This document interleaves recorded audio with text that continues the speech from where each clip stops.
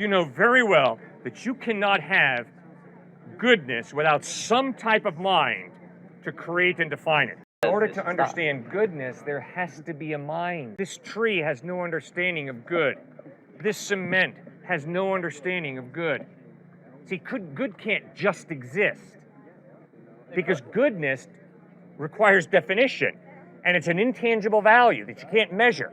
You can't grab goodness, which means you got to have a mind involved in defining what is good. If we're going by that definition, then what is defining God? All the arguments you could give for God could also go for good, just as a general concept. It could just exist eternally out of time, unmeasurable. If God exists, God doesn't depend on anybody. If goodness as an intangible value exists, it depends on a mind to define it. God would also be an intangible.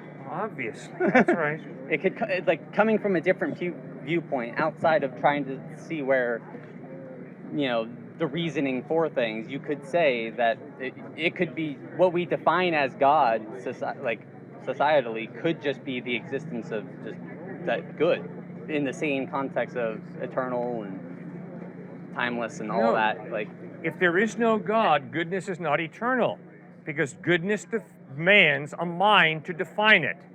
Which means, then in giving that same argument, then what mind defines God? There would be something above him if something has to make him or define him. God can be an eternal being without beginning, without end. I don't think you see my point, because just goodness could be the same thing. You're giving goodness a different definition. I told you flat out, and I think you're smart enough to get this point. Goodness demands some mind to define it. The tree, the cement, has no ability to understand goodness. Got to have a mind.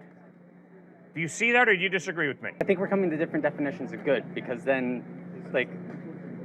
there's still, outside of that though, given your definition of good, still, why does evil or suffering exist? I'm just saying, given yours, why does evil and suffering exist? But sir, I got a real problem with your thinking, all right? I don't think you're being honest with yourself. You know very well that I've cornered you totally. Intellectually. You know very well that you cannot have goodness without some type of mind to create and define it. It's impossible. This does not define goodness. That does not define goodness. And that camera does not define goodness. And your glasses do not define goodness. Neither does your shirt, your pants, or your sneakers. You've got to have a mind to define goodness. Sorry, you have no option intellectually. It has nothing to do with God. It has nothing to do with Jesus. It has to do with simply thinking fairly.